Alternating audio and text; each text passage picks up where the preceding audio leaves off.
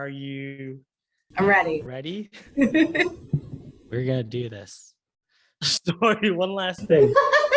On the upper right of your Zoom, Okay, on the upper left rather, you know where it says the little green checkbox? click it. No, but does it say original sound for musicians on or off? Off. Can you do me a favor, click it so that it's on? Yes. Okay, we're good. Okay. All right, let's get started.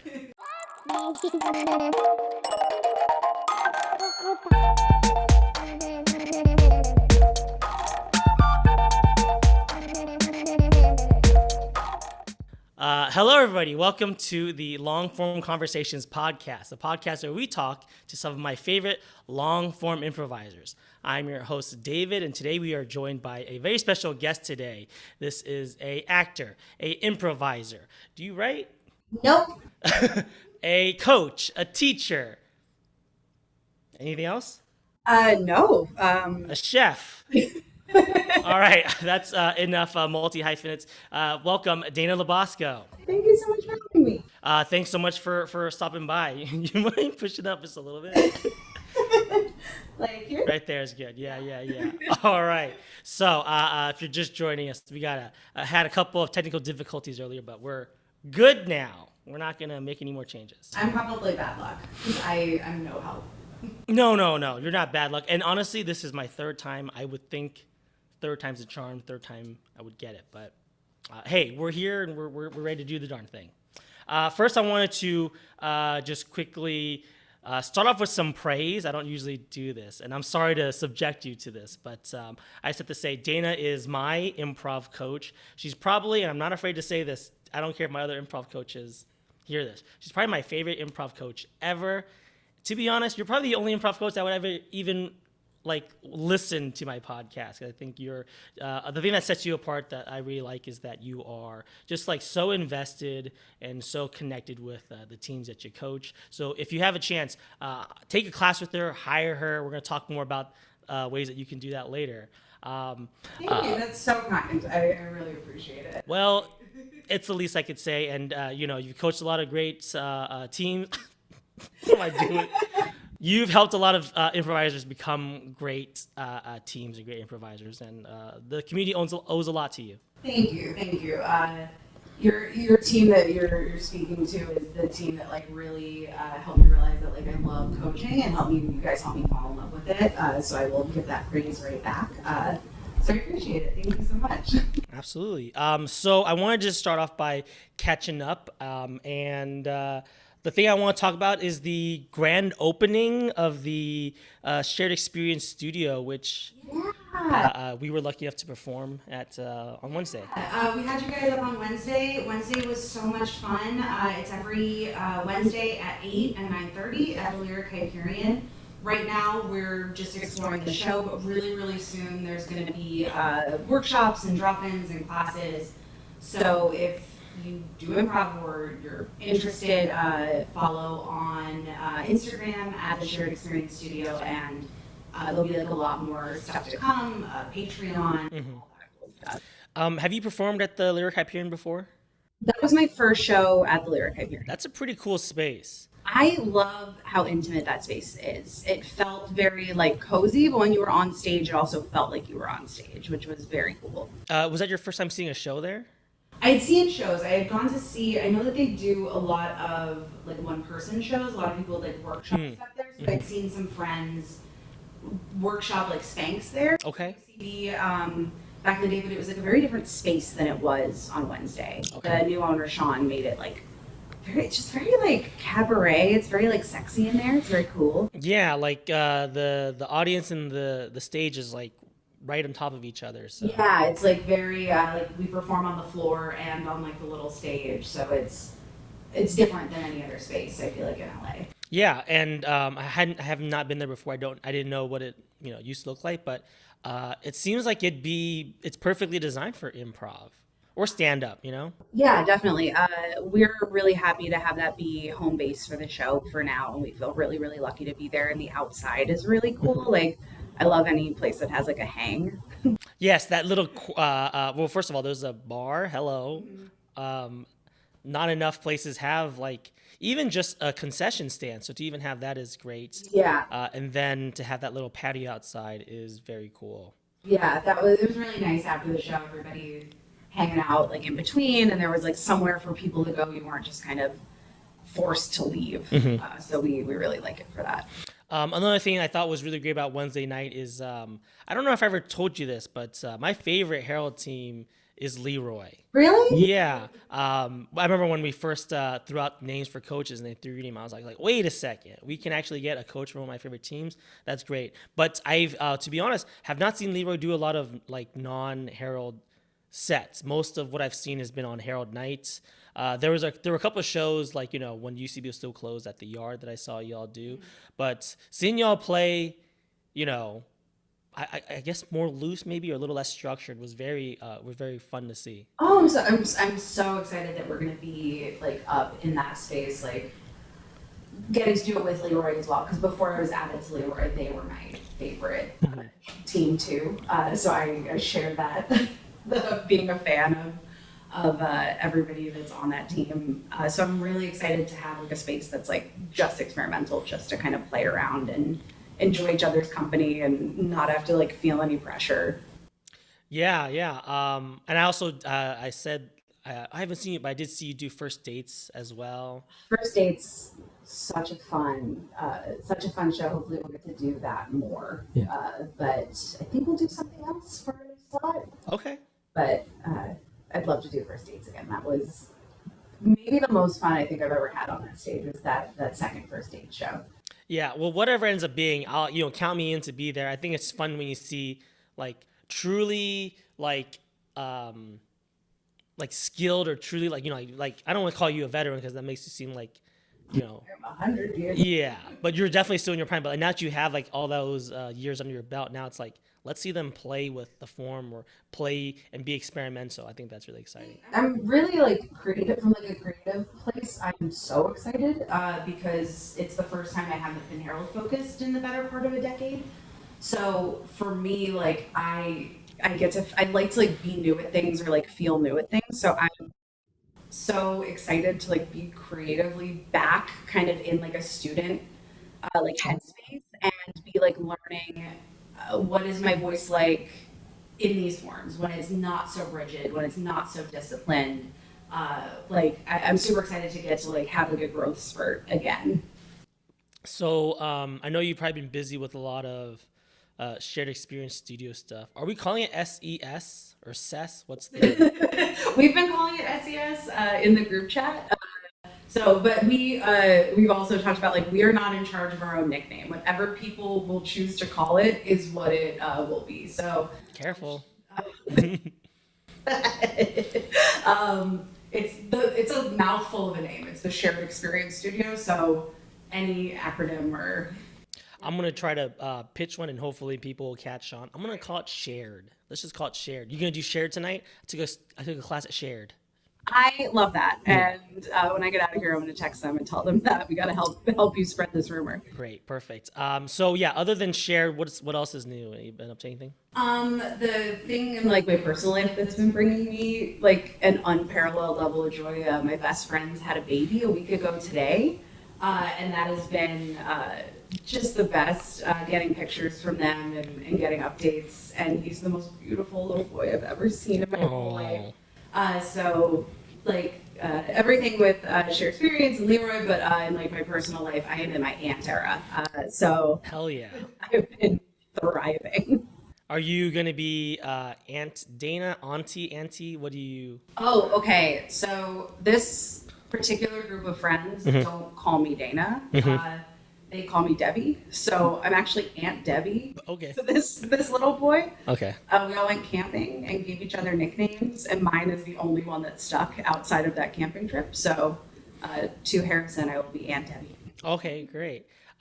These are friends in Long Island or? No, they're here. They're here in LA. They're Oh, heck yeah. Park right by me, and we all moved out to LA like right around the same exact time and have been super close ever since. So I like to live near them, kind of like living near family. That's so great. Yeah, like, there's so many different experiences and like my favorite ones are the ones where it's like, yeah, I moved here, met this person like my first week and instant best friends, you know? Yeah, the beautiful angel that had the baby is the person that picked me up from the airport when I moved here.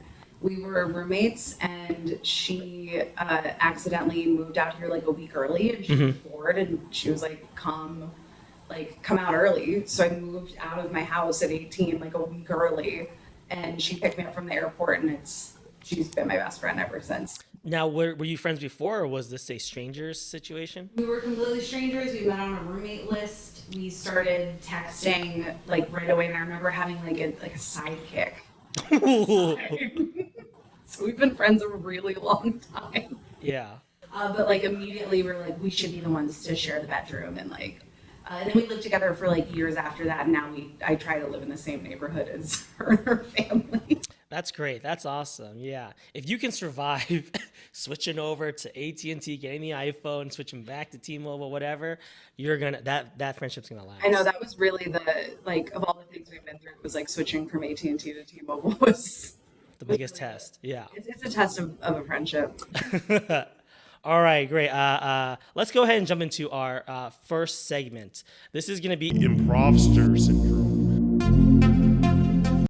I think I may have already explained this to you, but this is going to be the segment where we kind of talk about your improv journey, your origin story, so to speak, to kind of when you started to how you got to where you are now, and just talking about some of the trials and tribulations and some of the feelings that you were feeling, going through imposter syndrome, if you ever did. Oh yeah. Still. Cool. Let's see. I moved to LA in 2008. And then pretty soon thereafter, I took my first groundlings class. So like 08, 09. And I loved it. I thought it was like the greatest thing in the entire world. I was so ready to be committed to it and dedicate my entire life to it. And my teacher asked me how old I was in a class. Whoa. And I was like, I'm 19, and he like rolls his eye. Oh no. And was like, what could you have possibly done, like high school plays? Like, come back when you're 25. And I was gutted. I was just absolutely heartbroken. And then he added this like little addendum at the end where he was like, go to UCB, you can get stage time over there. And I was like too kind of like in my head to like pursue any other. Yo, who was this guy? I can tell you after. I'll say. Okay.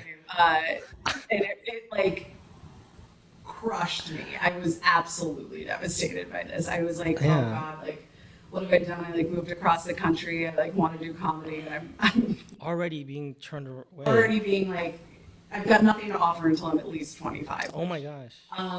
Was such a bummer. So then. But before we jump off of this topic, because this is, and I think I've heard this story before. It's such like a defining moment, for you and for anybody who would experience something like that. But first, what made you want to choose groundlings? Because I think when I first came to LA and just learned about the communities, I only knew about UCB because of Amy Poehler's book. Had it not been for that, I would not know UCB from a second city, from a clubhouse. It was the only one that I knew. I didn't know. I didn't know the difference between like short form and like long form. I didn't know. I wasn't intentionally going to like pursue improv comedy. I was just kind of trying to pursue comedy. Mm-hmm. And I was taking an acting class, and one of the teachers there was a groundling, like back in like the OG days.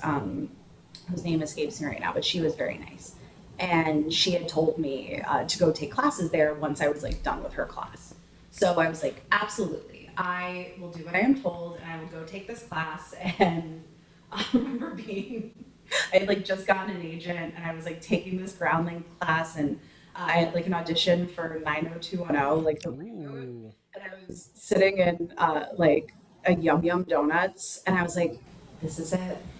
This is it. All of my dreams are about to come true. I'm going to walk into groundlings. They're going to ask me what my age is, and they're going to say, perfect. You're on stage.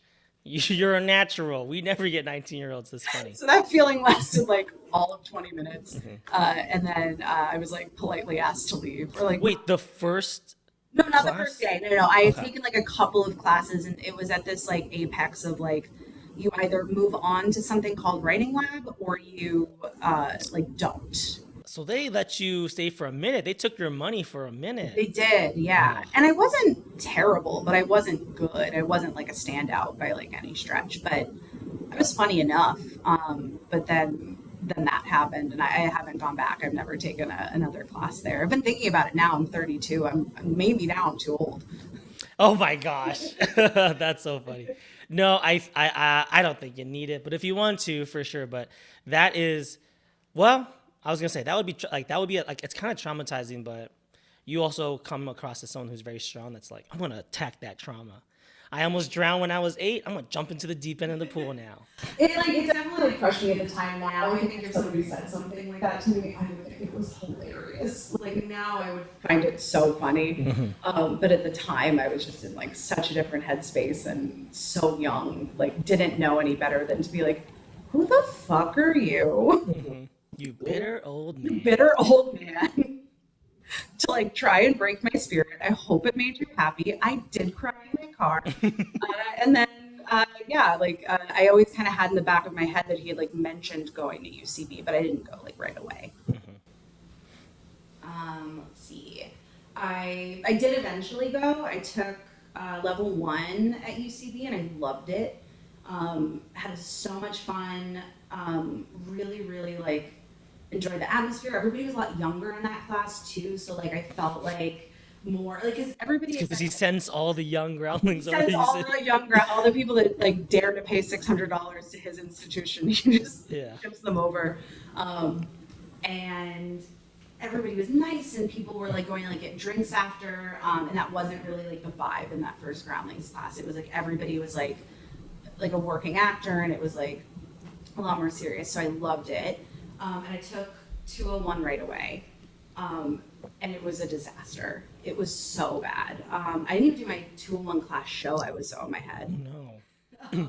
For those of you that don't know, at UCB, the 101 class is very warm, and it's literally like yes and hey, that person, set you up at a circus, so just do circus things. So you kind of are set up for success, I think, in 101. Yeah. 201 is when they teach you game, which is they're like backbone, like they're masked, and it's so important. And that's when I think they kind of set you up for failure, because you go your whole life not knowing this concept, and now it's just like everything you do, all your decisions, all your choices has to be either on game or it's like bad or wrong.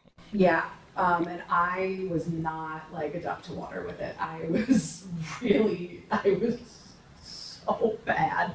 I didn't get it. I didn't understand like what I was supposed to be doing. I didn't understand like what happened between like that first class where I was like super successful and like everything was great, and like this one, and there were like a lot of just like really like intense guys in that class. It was like very like masculine energy. I remember people saying like bitch a lot in that class, like, and granted this is like 2012, but like I just remember it being like everything that I did, I felt like everybody was like, she doesn't get it.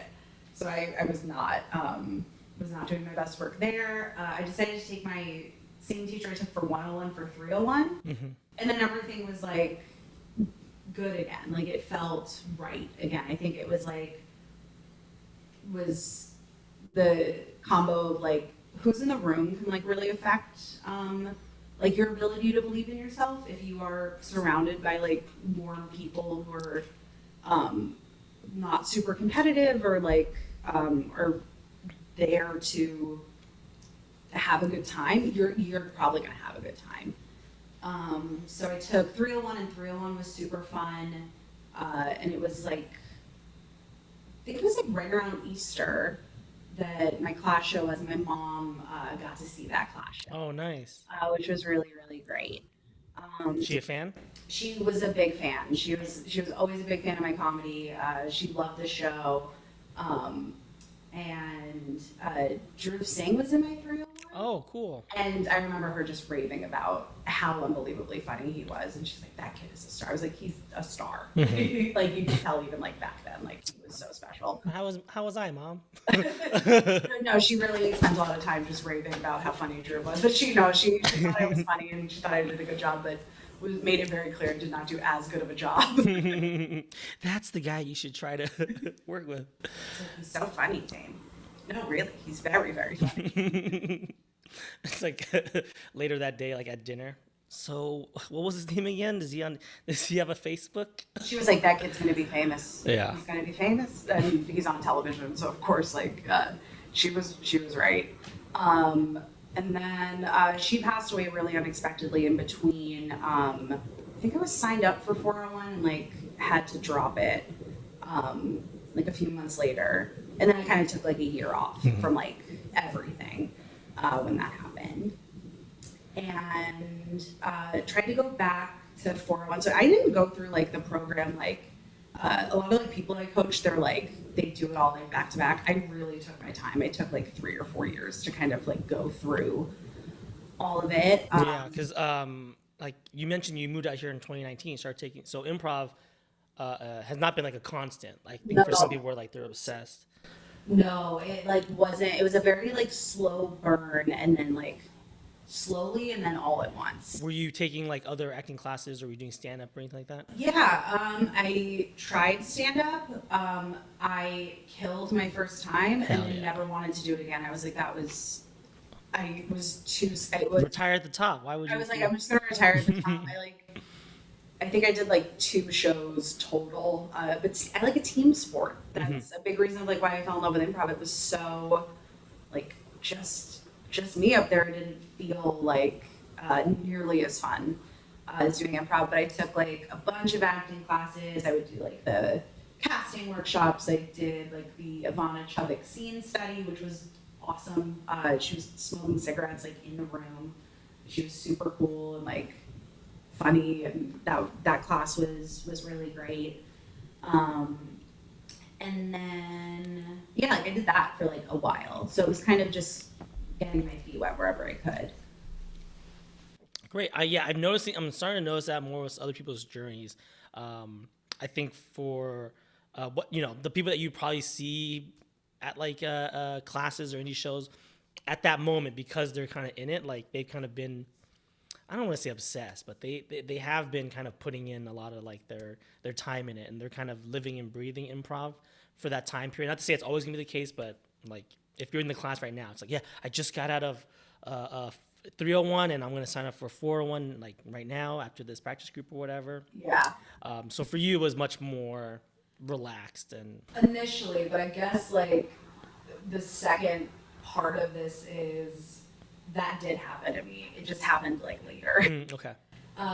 So like a couple months after my mom had passed away, I was like drinking a lot. And I was like super sad, like really, really like low point in my life. And I was definitely like a couple of years in, and I was like, when was the last time like I laughed? Like when was the last time like I had fun? Like, so I was like, let me see like what IO is like. And I like didn't want to go back to like 401 because it felt like too intimidating.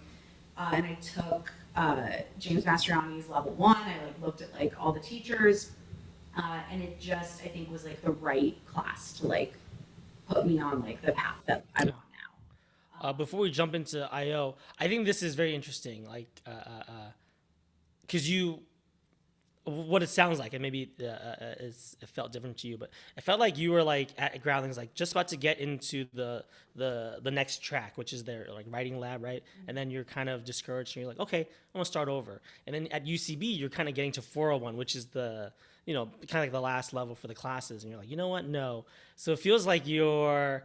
I guess, are you comfortable just jumping around? I think a lot of people are like invested. Where it's like, you know what? I'm UCB through and through. I'm Groundlings through and through. But you have like a ease about taking other classes. I never thought of it that way. That's so like, I never thought of it as like I have to commit to like one ideology, and like see it through, like all the way to the end, because I didn't know what path I was on. I was just kind of like going with what was happening. I wasn't like, I think if I had planned to end up where I'm at, I never would have gotten here. I think it like happened through like a lot of hard work that happened on accident, because I was not like so like what's the word? Like I wasn't, Like scheming. yeah, like I wasn't scheming. I was just kind of, I was trying to have fun, and I was trying to like do comedy, and I didn't know any better. I didn't know that any place was like cooler than another place. I didn't know like that like there was a community. Oh, so at this point, you're not like doing like indie shows or starting teams. You're just taking the classes. Yeah. Yeah. Okay. I wasn't like super involved early on at all. Okay. I think that kind of makes a bit more sense because if you are just taking classes, it's really just a place to give your money, you know? Yeah. So it's like, there's no loyalty there yet. Yeah, there wasn't any yet at the time. Yeah. For sure. All right. So I want to dive into these IO days. IO days. That was like very like all of a sudden everything started making sense. Starting to work with James, I started to understand all of it. Everything that like never made sense before had all of this clarity.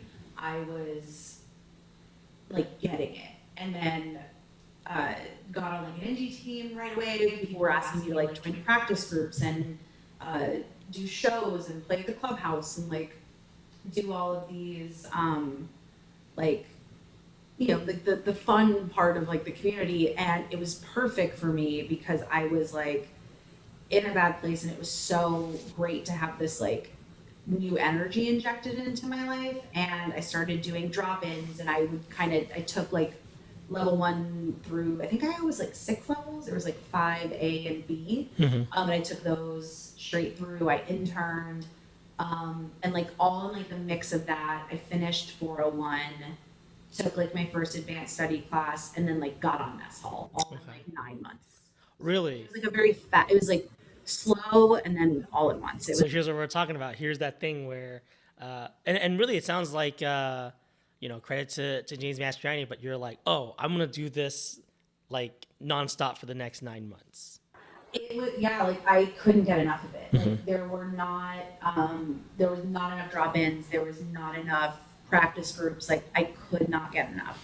And I can't stress like how like not great I was. I was just in love, and I was so okay like being kind of bad because I was enjoying it so much. Now, were you? IO unfortunately closed right around the time I was starting, but I did catch a couple of shows, and they had 3 stages, right? So there, you could in one night see a lot of improv. So was that also part of this? Were you in the 9 months like just also watching a lot of shows and like falling in love with the art? I saw thousands of hours. I saw so many shows. One of my best friends who I met in James's class, her name is Jen. She and I would watch Cook County, I think, every single week. I don't think I missed a week for like a really long time. We would watch The Reckoning. We would just kind of like hang out. And then we were on DCT teams, which is kind of like IO's mess hall. Okay. So like at that time, there was like, we would have a show and then we would just like hang out and stay and watch. And if you were a student, you could just stay. So we would just sit up like on the stairs in like the old IO theater. It was like, there was this like big staircase, and then there was like an upstairs where you could like watch, and then like a downstairs that had like all the other seats, and we would just sit at the top of those stairs for hours. And there was a bar. And there was a bar. So you could truly spend the whole night there. Yeah, and then like I would go see like a bunch of stuff at like, I would see tons of Harold at UCB. I was always watching. I would always go to Cage Match. I loved Cage Match. Shitty Jobs was like another favorite of mine. So yeah, I was like really bouncing back and forth between the two places a lot at that time. All right, great. So you mentioned that you got onto what was it called, DCT? What does that stand for? That sounds cool. It was the Del Close Theater, and it was kind of like Harold Jr. Got it. So you were doing DCT and you were doing Mess Hall. Were these concurrently? Yeah, concurrently. I got on both in like the same week. Oh wow! What a killer week. I was so excited. I couldn't believe it. And like, what was your feeling then? Were you like, oh, I'm fucking good? Oh, I was like, I'm a fraud. They're about to figure. Oh no! That immediate validation felt incredible, and then immediately this wash of anxiety came over me. Yeah, it was That's very great. scary. I'm actually interested to hear more about this. So you get put on a house team, you don't feel 100%. What, if you don't mind me asking, like, what did that ever resolve, or if it did, like, what helped with that? Yeah, I've got a very different relationship to my confidence now than I did back then. Like, I was really under the impression back then that like I could just become confident and it would be this like state that I could live at where now I'm like I think of it a lot more like joy where I'm like sometimes I'm confident and sometimes I'm not, but I like will be again. I just happen to not be in this moment. But I was so freaked out. I got put on a mess hall team called Trish and everybody was so good and I was so intimidated and like I had taken like a bunch of classes, but like I had really only been like doing improv with any comprehension for like 9 months.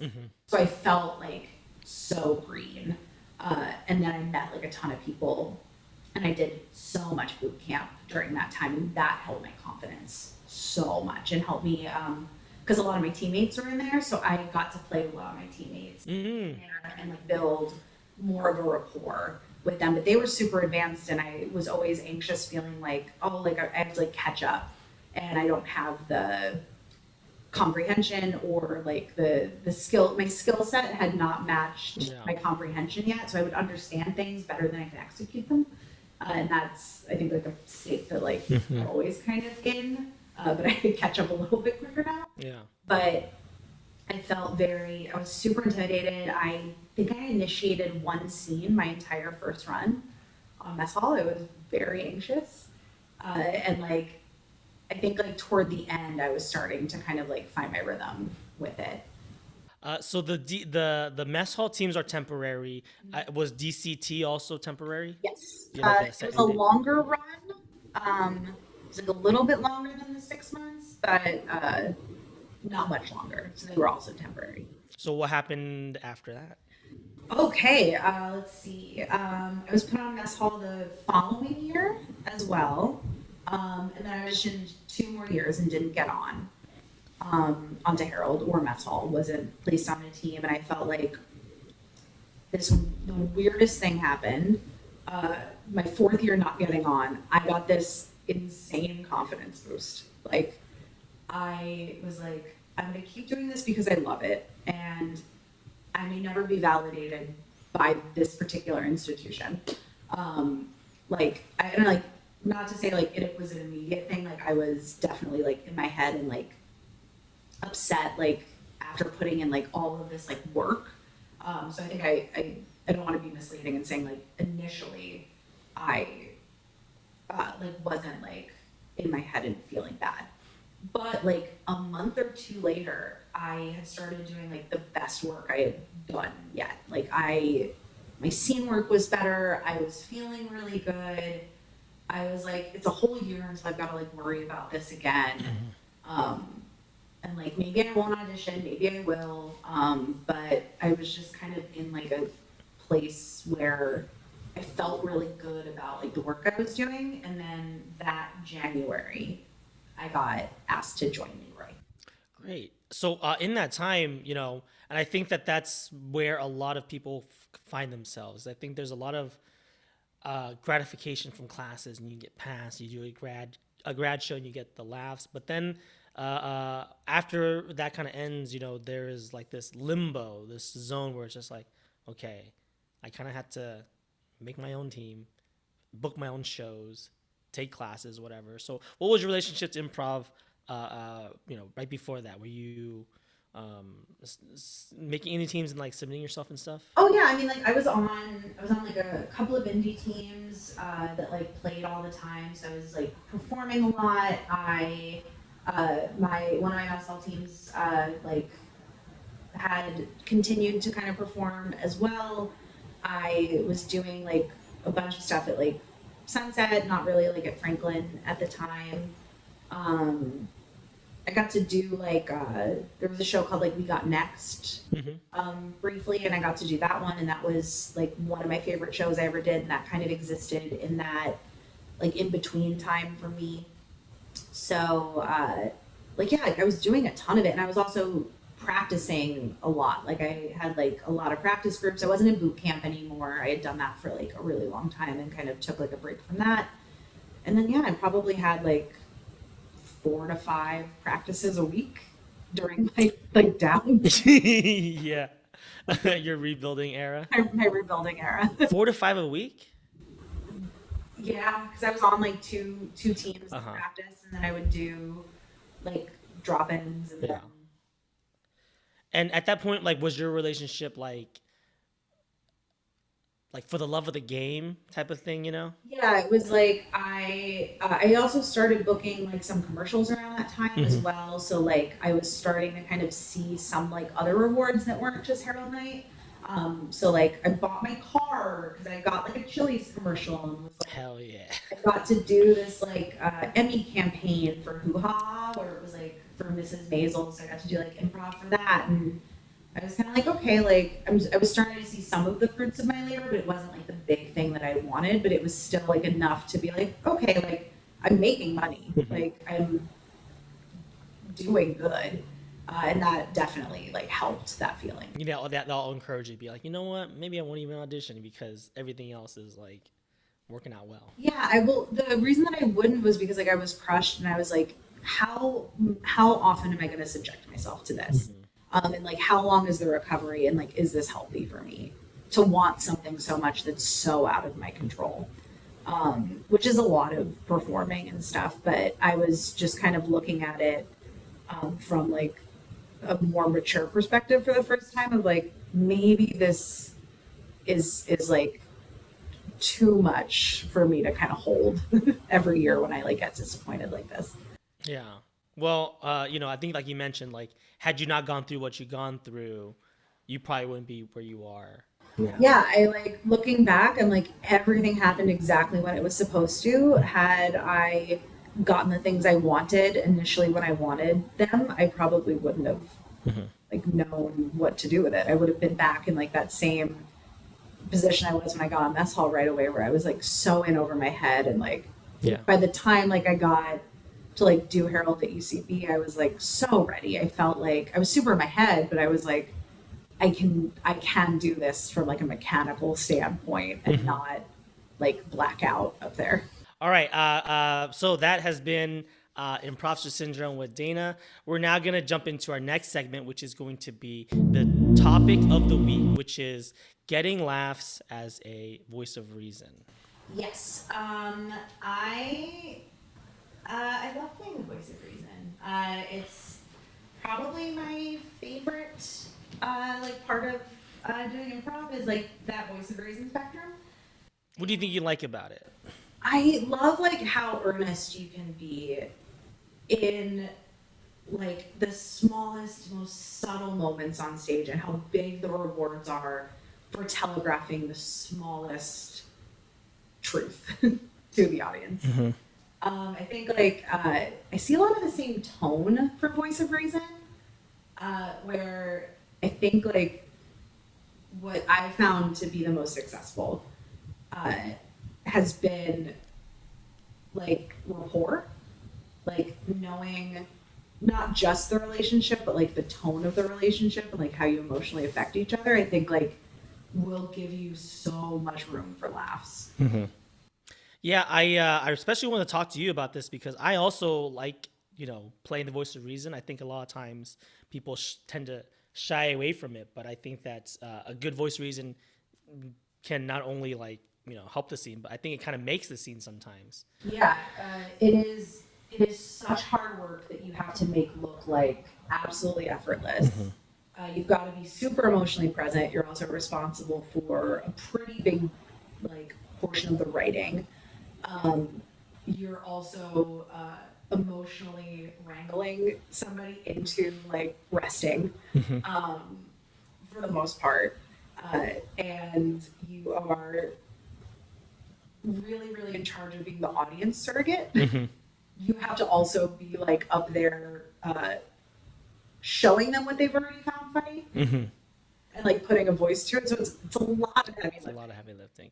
And the way that you phrase it, I think is really good. You call it emotional wrangling, right? You kind of do need to reel them in because that other performer, they're really focused on playing the game, which they should be. That's their kind of end of the deal. Now your end of the deal is to make sure that we can rest it and find new ways, give them new stimuli to apply that game. Yeah. But I think the thing that's tough about that, and especially for me when I first started off, is being funny while doing that. I think a lot of people think that the voice of reason is there to just kind of be the referee or to kind of be the like the wet blanket to stop the fun. Yeah, it's voice of reason, not uptight voices. Where like often the more relatable person is the voice of reason, but there's a tendency for us to not play them super relatable. It's like this kind of like 50s housewife that like we all become with like our hand on our hip. Yeah. And like, honey, don't do that thing. And it's like, have a sense of humor about it. Like, and I'm glad you brought that up because like the reason why I think that a lot of people have that, idea or that like a relationship to the voice of reason part is because, so much of comedy I think is what we see and what we observe and so much of what we probably are used to. And a lot of people that maybe if you don't watch as many movies or as many TV shows as I do, then you may be just used to seeing like old sitcoms where the voice of reason was the 50s housewife or some version of that. Or you watch not to diss on SNL, I do love SNL, like and I love their sketches, but a lot of their voice of reason is just, hey, stop, bad, don't, which because for the sake of time and being live, like they got to get that through. But for improv, it can't look like that. For improv, you have to slowly communicate that. So what are some, so I guess my point being is that like, I think that people will appreciate or have more fun doing voice reason work if they watch like more comedy and more dynamic duos where it's like, oh wow, the voice reasons like they can be funny, and in fact they are the star of the show. One of my favorites is Jason Bateman in Arrested Development. The first couple of seasons, he's the voice of reason, and he's arguably the funny one because his whole family. I'm sorry, do you watch Arrested Development? I haven't, and it's been recommended to me Okay. so many times, and maybe this will be the time to watch it. No worries, I'm not gonna. I know the character. Yeah. I've seen clips. It's all like just wacky family members, but he's the one that's like, and you see it done really well. It's just he's labeling. It's like, hey, you're doing this. I need you to stop. Or like, hey, you want to do this, but we also have this going on. And for some reason, like that's what I at least I do. I think that's what's funny. Just the way he's able to like massively like, and it's in the writing, but it's also in his performance where he's just like, hey, I love you. You're my brother. So I'm not like, I don't hate you, but also what you're doing is going to fuck up this and that. Well, does anybody on the planet suffer better than Jason Bateman? Like, he is always suffering, and it's always funny. And that's why he's like perfect for it, because anybody else, if they don't have that appreciation for it, they may have played, they could have auditioned and they was play it really angry or really hostile. Yeah. But like you mentioned, he has a rapport because these are at the end of the day his siblings and his parents. So like he has to be like, I love you, but if you keep doing this, it's. Well, think about like how often in our life like we're truly hostile. Like it's not often. Like maybe once or twice in like your lifetime are you like truly screaming your head off at someone. So like it's a lot more real to just be like sipping on your drink, like letting the audience know like, oh, I'm miserable right now. But of course I'm not going to say anything. I'm at my brother's wedding or I'm dealing with my mother, like we all do. And it's so much more fun to watch than somebody yelling at someone who's trying to do something fun. So do you think your approach to it, because again, you are such a funny voice of reason, and now we understand we always knew, but like it's deliberate. You deliberately do it, and you are also, I think, deliberately able to get that laugh. Would you say it's coming from your approach is realism, or it's like to be as grounded or as emotional as possible? Yeah, there's this like great concept that James teaches, which is like feel first. So knowing how I feel will kind of drive everything that I like, every choice I'll make after that. So once I like receive an initiation, I'll kind of gauge like, is this hurting anybody? Is the question I like to ask myself at the top of every scene. And if the answer is like no, I then decide like, okay, is this like an opinion or is this like self-inflicted? Will I peas in a pod? Like, will that be like the path of least resistance? Or if it is a voice of reason, I try to like bring as much of like my relationships into the way that I interact with the unusual person. So if it's in like a customer service situation, like I know I cannot under any circumstances yell at this person, not it wouldn't feel real or like earnest to me if I said no in like a hard way. If I'm in a scene where I'm the voice of reason and I'm in a relationship, like I make fun of my boyfriend all the time. Like if he's doing something dumb, so I like remember that. Like if I'm with my best friend, which is this like big improv relationship that we see all the time, I try to bring in like the rapport that like I have with the people I'm close with, which is like I still have a sense of humor. I'm still a person. So when they do something that might be like annoying, I'm not going to start screaming at them immediately, or I'm not going to like tell them to stop, or I might like remind them like why now is like not the time, while staying present in that way. There's also like another philosophy that I really like that's from James, which is the voice of reason is the lead of the scene, and the unusual character is like this annoying sidekick, and that really opened up a lot for me. Is like, oh, okay, if we're doing acting that's more akin to like a TV show rather than like an improv scene, the lead of the series is the voice of reason, and these are the people that are coming in to be like a guest star in their life. Yeah, I really like that label, and I forgot who I heard that from before, but I think that's really important to point out, and I hope that more improvisers will like be attracted to play the voice reason for that reason, that you are the star of the scene. You really are, and and it's what you're doing, right? So it's like if I'm a father trying to give advice to my son, I'm the star. I'm gonna give my Oscar-winning monologue to my son, but my wacky son is gonna be doing something weird. He's interrupting me. Yeah. So like as long as you keep that like no, I'm trying to teach you about how to be a man, son, and then he's like, I know, but look at this farty fish or whatever.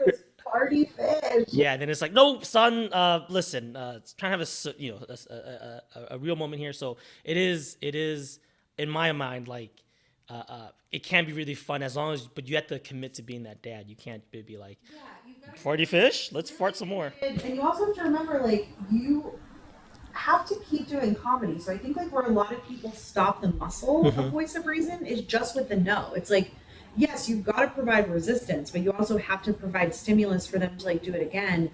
You have to let the scene keep going. Like you can't be so hard that the person can't keep going. Like I see a lot of scenes get absolutely halted by like hard voice of reason that don't need it. I think very few scenes actually need that level of like no, but then they won't let them keep going. It's like, no, you have to let them do the thing again. People, and maybe that's part of it too. Maybe because like they're so committed to being that main character that it's hard to like give back a little bit. But yeah, like at the end of the day, it's tough to say this, but you're gonna be outshined by the farty fish. You're gonna be outshined by the fart. You have to let the fart have its spotlight. So now you have to, all right, son, let's go back to the dock. That engine sounds like it's farting. You have to find more farts. Yeah, you got like, it's like, what does the audience want? Like, I think like you've got to be aware of that too. Is like, what do they want to see? If they want to see me suffer, I'm gonna find more ways for like me to suffer. If they want to see the farty fish, I've got to find another way to give them that farty fish. Yeah. Like, I am not in charge. Like the shared experience has dictated what I'm supposed to be doing in this moment. And then one last thing, I guess other type of voice reason that I've seen you play a lot, and I try to incorporate into mine too, is just watching you suffer. So honestly, whatever they're doing, the unusual thing, it honestly isn't that funny, but what makes it funny is how you react to it. And I think that's, in my eyes, like that's like the top tier voice of reason when it's your reaction that's the funny thing. What do you think is like kind of some of the keys to that, to being the Jason Bateman, to be like, in pain or in annoyance, but still be funny? I think like joke awareness. What is the joke asking for? What type of suffering is this joke specifically asking for? And how can I provide specifics in the context of like what's already been like shown? And I like really try to like make an effort to like never lose emotion to writing. So like if I like need a moment to write, I'm gonna emote through the entire thing, and like usually that'll buy me like enough laugh time to like figure out like what to do next. Yeah. And other times that is all you had to do in the first place. You're like thinking about what's the next move, and as you're emoting, you're like, oh, that wasn't the And move. like X Factor plays into it like a little bit as well. Like I can get away with kind of like a deep breath and like an eye look or something, whereas like some people might need to do more, some people might need to like do less. But if I can like show the audience like I'm unhappy or I'm upset or while honoring like whatever like the base reality is, while not making it like too big or too small, like just kind of staying right in like that sweet spot, I think is kind of the way for me that works. Yeah. I love that. That's like big leading lady energy, where it's just like, I'm just going to roll my eyes, and, you know, if you got that X factor, use it. Use that eye roll. All right, great. Well, thanks so much. I intended this to be more of a dialogue, but like, I don't know, like learning from you, I think it's much better to just like ask questions, be like, yeah, that is like a really great way to approach it. Thanks. But yeah, that has been our topic of the week, talking about how to get laughs as the voice of reason. All right, one of our last segments is going to be our Hot Improv Takes. Are you familiar with this? No, I'm familiar with hot takes on improv, but there's like something specific. Okay, great. Well, it's exactly that. It's just we're taking the idea of hot takes and we're just applying it to improv. And we're just going to go off about something that we want to see more of, see less of, or it's perfect and I don't want it to change. Like, it's finally balanced. And we always just start off by saying, you know, hot improv take, and then you go off on it. Would you like me to go first? Or? Yeah. Oh, I have something that I used to see a ton of, and I feel like it's starting to like go away, and it's making me really happy. Okay. Is I'm seeing a lot less high fiving. Oh, you got to start off with a hot improv take. Hot improv take. High fiving is finally finding a place of homeostasis. Great. So you used to see too many or not enough? Not enough. I still see too many, I think, but I'm starting to see less. I felt like every show I was seeing a high five. And why don't you like that? When was the last time you high fived somebody when you just were on the same page?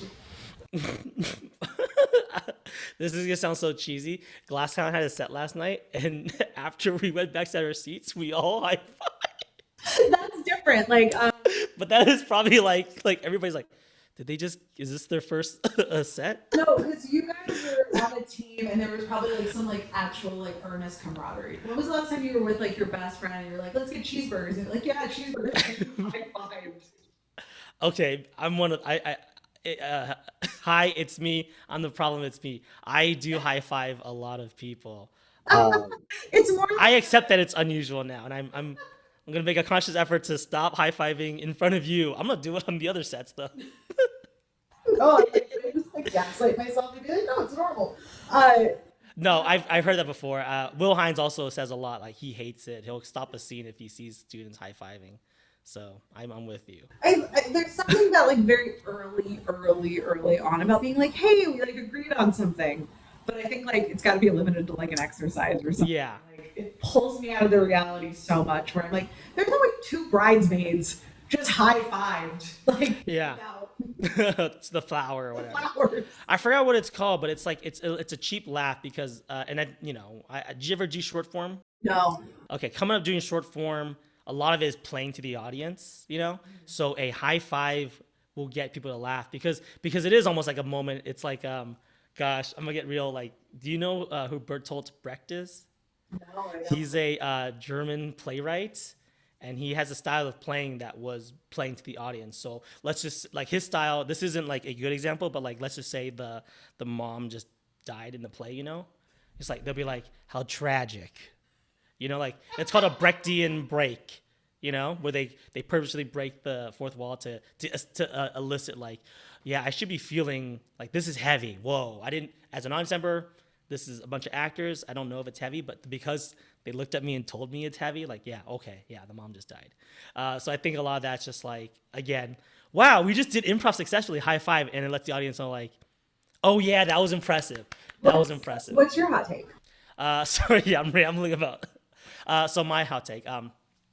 Hot improv take. Sometimes it's okay to deny. I would argue that some scenes, especially like clash teams or class sets, you should be denying more because sometimes the realities get bent. What I mean by that is somebody may initiate and they think it's at a restaurant, and then they're waiting for a waiter, but then someone knocks and says, "Hey, Wilson, we're going to get those reports in." And at that point, are we at a restaurant? Are we in an office? Is that your boss? Is that another patron at the restaurant? You can't yes and everything, because if you do, we're in crazy town. So you got to deny one of those things. So either you have to deny yourself and be like, sorry, I was having a date at the office, or you have to deny your boss and say, you followed me to this restaurant on my date. And I think that it's great that we're teaching people not to yes and not to deny, but to some point, especially when it comes to like mistakes that happen, you gotta deny. You gotta make the choice because the audience needs to know what's real. Is that denial or is that justifying? Because I would say denying is like when someone's like, hey, honey, it's like, why are you calling me honey? I'm, your boss, or like, it's like that like thing of like denying like base reality. I think is more where it's like if that happened, Yeah. like somebody like makes a mistake and like you justify it. I wonder if that's Sorry, I think I did too good of a job. You did. Because I'm speaking specifically to something I saw the other night where someone, it's a similar situation, and they just said, like, we're not at a restaurant. We're in the office. And I ultimately think that was a better move. Like, if you can do it like me, do it well, and justify it too. But if you can't, the worst thing that I think you could have done for that scene is to abandon what your idea was, or to try to make both of them work. Be like, Because you're going to give the audience vertigo. They're yes, gonna be whiplash. What is happening? Yeah, but and I got a huge laugh. It's like, no, we're not at the office.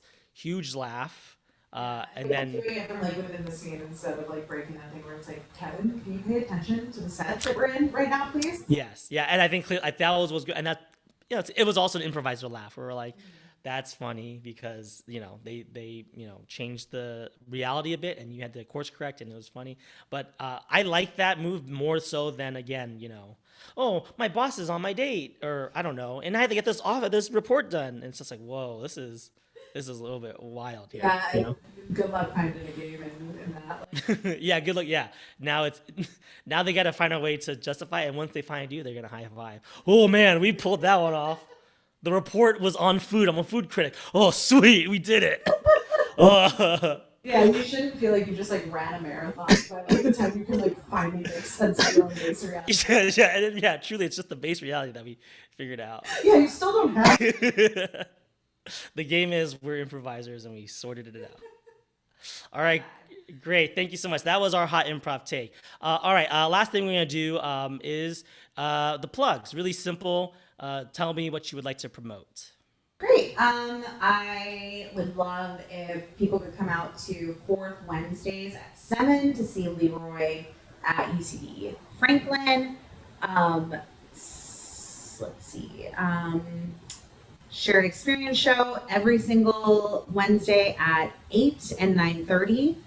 Your ticket will get you in for the whole night, so you're welcome to stay for the whole block. It's a really, really stacked lineup of teams.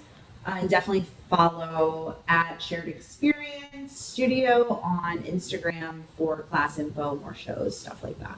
Are classes gonna be available for sign up anytime soon?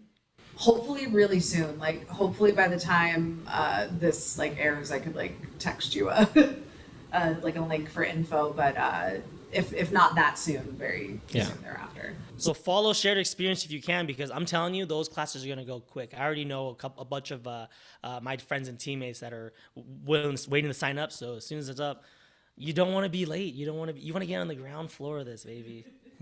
All right, great. Well, thanks again so much, Dayna, for coming in to speak to us and sharing us your story and just your expertise on Voice to Reason work. Thanks. Thank you so much for having me. All right, bye, everybody.